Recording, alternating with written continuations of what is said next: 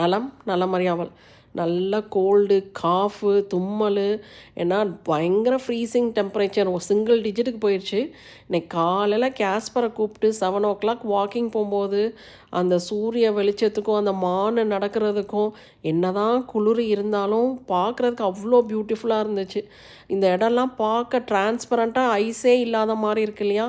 அங்கெல்லாம் தண்ணி வெயில் அடிக்கிறதுல ஐஸு மெல்ட் ஆகி வலுவலுன்னு இருக்குது. காலை வச்சோன்னு வச்சுக்கோங்க, எங்கே தெரிச்சு என்ன உடையும்னு தெரியாது.